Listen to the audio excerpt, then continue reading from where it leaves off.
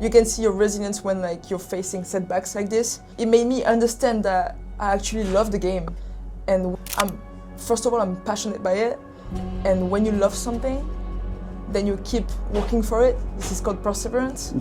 And then you understand that, okay, it might not be always pretty or perfect, but it's still something that I want. So going to the US, my mindset was, I'm taking these 4 years to have a degree, and I'm taking these 4 years on the football side to keep developing. When I leave the US, I want to sign a professional contract. Salome Prat tomó un camino que pocos entienden y menos se atreven a recorrer con solo 18 años. College Soccer en Estados Unidos. De no dominar el idioma a ser jugadora insignia de 2 programas de NCAA División 1. De vuelta en Europa con un objetivo claro, participar en las mejores ligas del mundo. Hoy, jugadora de Benfica, a préstamo en Primera División de España. No es suerte, es decisión y es tener clara la importancia del sistema y las personas que componen tu equipo de trabajo. En este capítulo vamos a hablar de lo que significa construir una carrera con estrategia, de los sacrificios que no se ven en el highlight y de por qué hay jugadores que llegan a donde quieren llegar y otros que no. Salomé sabe la respuesta. Nosotros vamos a escucharla.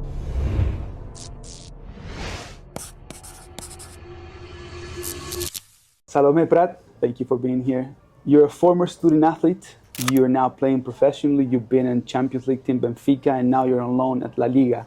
Life changes, right? We met in a North Texas game. You were playing for Iowa State, and now you're here in one of the best leagues in the world. In Madrid with you. Yeah. Nice, right? Yeah. Life changes for the better. Yes. That's good. I'm proud of you. I think you've done a great improvements in your game, in your mental aspect, and I think that, well, this is very deserved. So I'm really happy you're here. But take us a little bit down in the road. When did you realize you were going to be a professional player? This is what I wanted the most, leaving high school. And when I left high school, I had 2 clubs in my interest. I was talking with Marseille a little bit to go and do some trials, but it was COVID time, so it was a bit complicated. They didn't want to propose me a contract right away, so they wanted me to go on trials first. And then I had the Toulouse football club that I was already playing for, and we were going down in 3rd division at the time in 2020. So it was two options that I had here in France. And then I had this opportunity in the US. I worked on my profile with an agency that helped me build everything to be ready to go in the US. And then I had this coach reaching out to me in March in 2020. So 6 years from now, it's crazy. Time in passes. March? Yes. That's pretty late for people that don't know about the process, right? So late. Yeah. So late. And this was High Point, right? This was High Point, yes. What made you decide to go to High Point? Well, because of COVID, we didn't have to go through all of the testing, the English test, the math test that we have to do for colleges usually. So I was like, well, you know what? Like, this is a great opportunity to go because Absolutely. I was lacking in English. I wasn't the best in math. Like all of the tested, I was preparing for sure. I was waking up at 5 a.m. in the morning, like in high school, to go and study English and math and to be ready for the testing. But because of the testing being like on the side because of COVID, I was like, this is the great opportunity to go. Like I don't have to make all of the tests. I have this coach interested in me. There is 2 French girls in the team in High Point. There was at the time, and they reached out to me like, you should come. Like, it's awesome. We've been here for 3 years. Like, let's see how it is for you and stuff. And I was like, okay, it's an opportunity, so No, absolutely. let's make it. And I did work for this, and I wanted this because I heard about college soccer maybe 2-3 years before that, and so yeah, I was prepared. That's good. You mentioned about the profile, right? A lot of people don't know about the profiles and what profiles are, but actually it's very important if you want to take the route of college soccer, but also if you want to go play professional, right? What do you think they saw in your profile that was special? You know, I think there is different pathways for everybody. You know, there is players that start in great clubs, they build their way up, they stay in their countries, there is like different pathways. Yeah. For me, it was a bit more complicated. I started to play football late. I was 9-10 years old, played with boys, then with girls, and it's like, I don't know, I wasn't the best, didn't have all the talent, but I worked hard. And then for me, it was important to build something around the talent. You know, it's about around the work that I'm doing. It's like the videos, the school. How can you have a palette? How do you say in English? I don't know. In French, we say palette. It's like for painters. When you paint, you want to have different type of colors. Yeah, different options that make stand out your profile. Yes, exactly. So it's the same for players. For in your own pathway to have a palette of colors that you can use to present yourself there. Yeah, usually we talk about the 360, right? If you become a more complete player, right? Yeah. Not just, for example, skills. No. Or not just budget or no. English. Academics, right? It's everything. It's a more all-rounded, yes. profile. I think that's important that you mention it. Well, you went to High Point very late in the process. How was, for example, the scholarship? You get a good scholarship back then? I did. For example, the school was 68,000 euros a year. Yeah. And everything was covered. I just had to pay my flight. Yeah. To go there, but housing. You've been a bit modest then, because I mean you got a full ride at High Point, D1. Yes. That's a pretty solid scholarship, right? Yeah, it's awesome. It's also like it wasn't the best school, but it was the best school for me at the time, because if you look at college soccer, there is 33 teams in D1. And it's like you don't know about all of the levels. You don't know which place is the best in terms of school or everything. Because you come from Europe or you come from another country, you don't understand everything. And it's so much information. It's so big. At 18 years old, So you take the opportunity. You see, you fix, you alternate everything. But it was perfect for me at the time. And at which point do you think you got into this realization of college soccer is actually preparing me for professional football? This was my mindset when I left high school. So coming back to Marseille and Toulouse, I didn't have a clear contract. So for me, it's like, okay, if I want to keep developing, learning, skills, technique, everything, I need to go somewhere where the support system will give me the opportunity to still develop and also have something in the background, in the back, like a degree. And in Europe, it's very complicated to do this, especially for women, to continue playing football and have the degree on the side. We knew it, I knew it, and I just gave myself the opportunity to do both at the same time. And it's also something that people don't really realize, but you need to balance out, right? The sporting requirements with the academic requirements, and that makes you different. Yeah, so much. You have to deal. Yes, it's like it makes you mature a lot. So going to the US, my mindset was, I'm taking these 4 years to have a degree, and I'm taking these 4 years on the football side to keep developing. When I leave the US, I want to sign a professional contract, and I want to be a professional. So this was my mindset when I left high school. I didn't know if I would make it or not, but I did everything. I worked hard and listened, developed everything. But everything makes you grow a lot. What did college soccer give you that maybe other paths would have not given you? Like I said, like a support system. It's the staff in the US, awesome. In colleges, in high school, I think it's the same thing. Even in pro, I think the staff, there is much more people involved than anywhere else in the world. And the support system staff, the school, the people, it's huge because you cannot do anything without people. And it's networking, meeting people, everything. Looking back at your full journey, what do you think improved the most, your mentality or your game? Not gonna lie, both, for sure.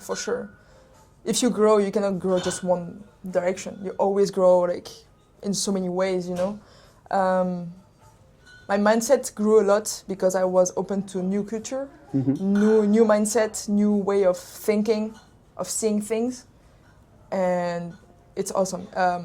And then I grew also on my game because I kept learning from another way of playing football. I learned by myself also as a player So yeah, both as a player, as a person, I grew so much. And what is one thing you had to unlearn to become a professional player? Unlearn. That you cannot control everything. So I was thinking like, if I want, I can. At all times, like, I grew up watching videos on YouTube about mindset, confidence, and so many personal development things, you know. But sometimes you have to be careful of what you hear, what people say, because it makes you like, okay, you're the only person that controls everything that happens to you, you know. And sometimes it's difficult when you grow as an adult, as a player, because you think if something happens good, it's awesome, but something happens in a bad way, it's like, oh, it's my fault. And I think I learned to like stop controlling everything that happens, the environment, the referee, the coaching position. There's a lot of decisions that are not up to you. Yeah. So yeah, I learned to be control freak over everything. Well, that's hard. But it's good that you spot it, you know, and try to change it. That's good. Yeah. Especially for your mental health. Yes. It can be stressing. What was the biggest challenge when you actually entered a professional team? Professional way, team? Let me repeat the question now that they stopped, you know. Hold on, there's one more cup. Go. Okay, so I'm going to reframe the question to make it different. But mainly focus in this question on something that maybe surprised you coming into professionalism. So I'm going to use the word hit. What hit you the hardest when you entered the professional realm? Maybe a little bit the distance between the players. There is more distance. There is... on a technical side, on a physical side? No, on the relationship side. It's different than college. Yeah. You're professional now, you know? And it's like, you're building your own career. And you can make friends, you will have friends, but it's not like college where everybody is your sister, you know? So it's like, okay, it's a different environment. And that was tough on you? It wasn't tough for me. You just have to understand it. You just have to understand it. And it's my second year and I'm still surprised about how the world of professional is actually like that, you know, like it's your career, you know. And it's also very important to build relationship and to notice them when they're here. But sometimes, like, you know, you cannot force things, and it's different. It's professional. It's a job. So you're doing your job, you know? Absolutely. What do you think that separates, even though might be a good player, the ones that actually do become professional with the ones that stay in the road and don't? I think consistency and discipline. Because if you plan things, you know where you're going, and it comes back to that, like having a direction and having a vision for like the idea of what you would want for your life. And I think it's important to have if you want something out of life. Absolutely, and well, you being a part of game plan as well.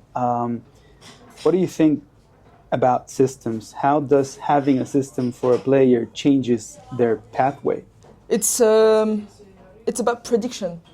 It's easier to predict something that will happen, and when you're ready for something that might happen, it's easier to deal with it at the moment, you know. Good and bad. Good and bad, exactly. Yeah. And in life there is a lot of bad, you know, and we cannot look at it like, oh my gosh, like being a victim about it or whatever. And when I say bad, it's like things not going the way you wish they would go, but they're going somewhere still, you know.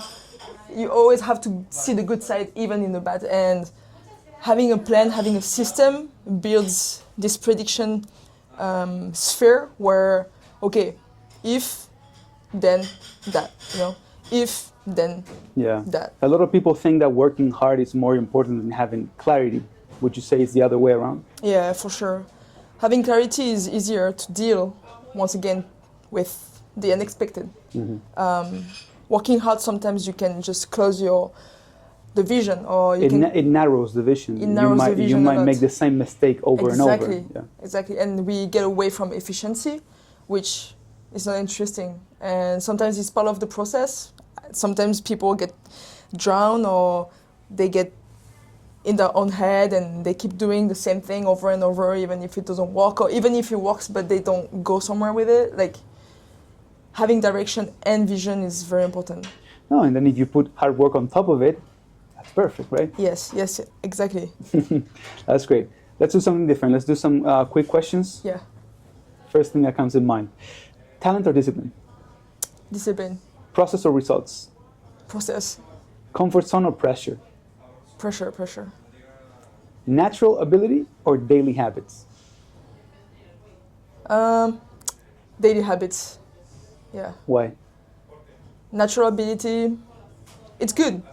Everybody has them. Daily habits is what is going to make you go in there, because consistency, because discipline, because, vision and system. No, absolutely. I mean, I think people underestimate the importance of that ability, which is creating those daily habits. Yeah. Because actually those are the actual things that matter in the long term. Yeah. But those are the things that you can control in the short run, right? Yeah. Some people don't understand. Some people are not ready for this, and it's okay. And when you understand that you are ready for this and you choose to do it, you can face it and actually plan things, If there's a 14-year-old watching you right now, dreaming of becoming professional, what would you tell them? This is deep. I want to say the right thing. Don't worry, take your time. I would tell them to keep walking, because no matter what we become on Earth, we always be working on something. So at least to choose what we want to work on, and to trust themselves, their inner instinct, their authenticity, to be themselves, and look on the opportunities they have in front of them and try to build from there what they want for their life. And for yourself, now that you are there, you are playing professionally, what's your next goal in professional football? I want to find stability. It's difficult. Sometimes it's difficult. I'm French, from France, left at 18 years old, US. I was in North Carolina, then I went to Iowa, then I went to Portugal. I'm now in Spain, and it's like in 6 years it's hard to find stability. Mm-hmm. And with things happening also in the professional side, I struggled a little bit in my first months in Benfica, and it was much more a lesson and a huge learning on my professional career than anything else, and I'm so grateful for it. And he gives me so much insight and vision for the future, and now I want to find stability. So trust my inner instincts, trust my inner knowing, and keep building season after season, but with stability outside around me, But now you know a lot more, right? Because you face the two sides of the coin. I think I have the sensation that before the transition from Torrance to Benfica, everything was like very smooth for you, right? Yeah. And this was not a setback, but a life experience, right? Yes. And now you're much more prepared. Yeah. It's these kind of things that, with resilience, you can see your resilience when you're facing setbacks like this. And it made me understand that I actually love the game. And first of all, I'm passionate by it. And when you love something, then you keep working for it. This is called perseverance. Mm-hmm. And then you understand that, okay, it might not be always pretty or perfect, but it's still something that I want. So then resilience comes, and it's like, okay, when setbacks are here, then I keep working, because this is what I want, Salome, do you think most players underestimate how close they are to actually becoming professional? Yeah, probably, yes. Depends of so many things. Depends of what you have in place, depends of so many things. But if you do the right things, things will come to you somehow. Talking about development of players, do you think skipping college actually slows down the process of development of a player? In a way, yeah.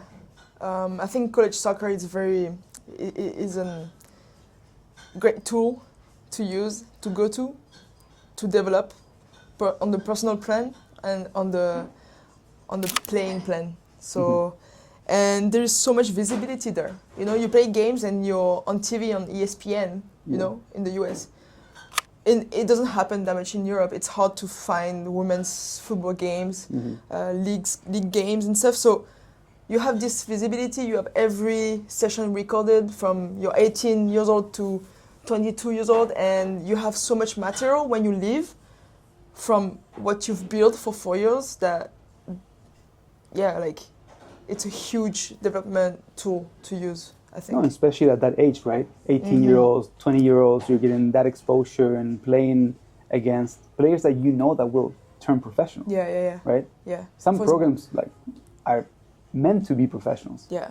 For example, Texas, when we met there, and there is a large amount of girls that were in the Texas team, and in the Big 12 conference, the league that I was playing in, that turned professional and played for the US women's national team. I played with girls that are in the women's national team, like 3 or 4 probably, and it's awesome. It's obviously you get exposed, you share field, and yeah, you learn so much about yourself, and yeah, so this is a huge way to develop and to grow.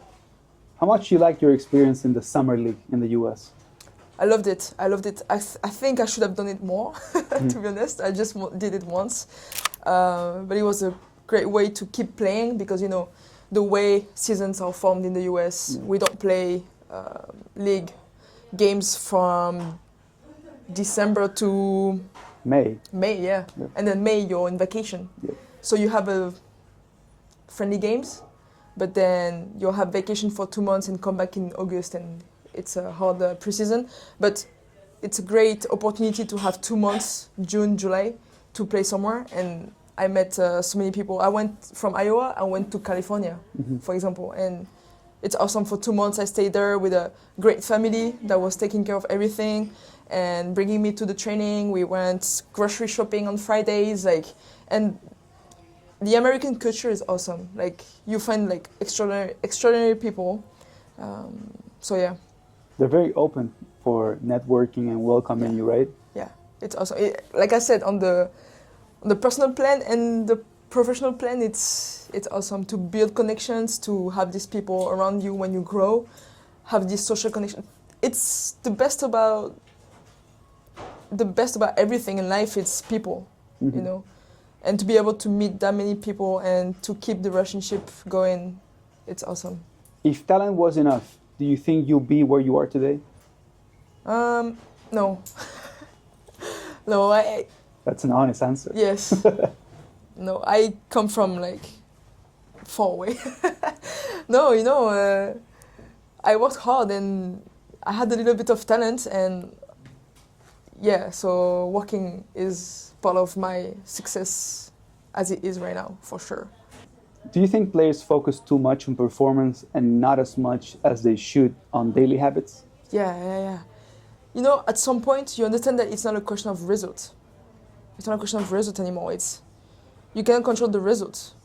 You cannot control if you're going to score a goal or not this weekend. Like, it comes from the plan that you have in place. It comes from how many times did you actually touch the net during the week, and what did you put in place to touch the net during the week, you know? It comes from system and process, and you cannot control the result in itself. It's something that we cannot touch. It's something not real. Like, you cannot create it, you know?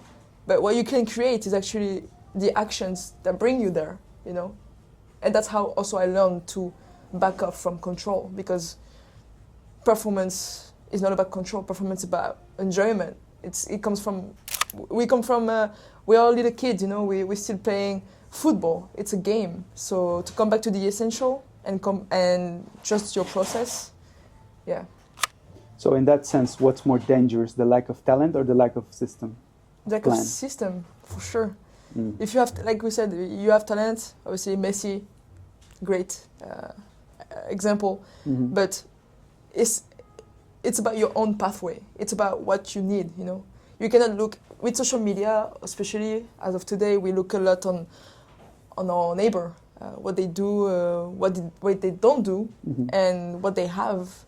But it's not about them, it's about you and what you need to do will take you there. You know, it's about you. Consistency or intensity? Both. Consistently intense? Consistently intense, yes. Okay, good. This is more about my personality though. But once again, it depends. But consistency for sure, because you will play for Bielsa then. Yeah. If you're consistently intense, you will play for Bielsa, no doubt. Yeah, you know, but no, I think consistency is very important, as we talked previously. But intensity, in a way, intensity comes back to passion for me. You know, it depends how you see it. Mm-hmm. But consistency. Do you think college soccer being a plan B is now outdated, especially on the women's side? Especially on the women's side, yes. Even on the men's side now, if you look, like, there is so many talent that stop playing because they don't have what they want. And like in France, for example, I have a lot of players that I know, and I was thinking like they could have gone to the US mm-hmm. and have this opportunity because they had so much talent, but they didn't make it pro. You know, the ultimate goal is to make it pro, play in the League One. But you actually can go in the US and develop there and have a huge and awesome experience. I mean, even just the D1 teams have 90 draft picks every year. Yeah. And then you have USL Championship, USL 1, and the ones that go to their countries back and play. I mean, there's over 100, 120 players that turn pro every year. Yeah. And I might fall short in the number. You know what? From college. Like, the people that did it know about it. The people that did it, they know what we're talking about. The people that didn't, they have no idea. And maybe it's good they don't regret, you know. But to take the lab, to go to something new and have this ecosystem around you and your development, is huge. Like, if you talk to any people that went to the US and did both college career and had a degree at the end, the best decision they could have made. Absolutely, especially at that age, because you don't need to really know what you want. Yes. You know that you want something related to football and hopefully a professional career. I think 99.9% of the guys that go to college actually want to go pro later, especially the foreign guys. But then you find all this new information, systems, all the structure, people, like you said, and it opens a lot of, different perspectives, right? Yeah. I wouldn't be here in Madrid talking to you if I didn't go to the US. Like, this is exceptional. The places I've been, the people that I've met, we come back to this question of opportunity, and it's something that I cannot even explain for my words. It makes me emotional almost. So you think that it's something that you would want people to experience? Yeah, for sure. Hopefully, 100%. And hopefully there's more information available at a younger age. Yeah. Is that something that you would have liked to have? I mean, you eventually did it, right? Yeah, I did it somehow, but maybe to the parents, to make them aware that there is opportunities, and also to unleash the control they have over the kids also, because, a lot of parents want to keep the kids at home, and everything outside in the world is very scary, but it actually isn't. There's a lot of beautiful things happening, and letting your child go somewhere to expand and become who they want to be, related to who they are, like it's something very, very important, I think. Absolutely, I think for the parents especially, it's priceless. Yeah. There's so much more to win. Yeah. If you ask my mom, she was scared when I left. Like, she was 18 years old. I'm taking the plane from Toulouse to New York. Like, I'm arriving, I'm alone, like I don't know anyone. I've never met anyone in my life there in High Point. Like, it's so scary. But then I look back 6 years from now, and it builds who I am today, the player I am today also, and it's awesome. No, and it's also a proof that when you want something and you commit to it, you get results. Exactly. That's good. Simple as that. Well, Salome, it was really, really good to have you here. I think a lot of the young guys and the older guys are going to resonate a lot with the things you've done and you said here. So thanks very much again. It's a pleasure to have you. Thank you, Francesco. Pleasure.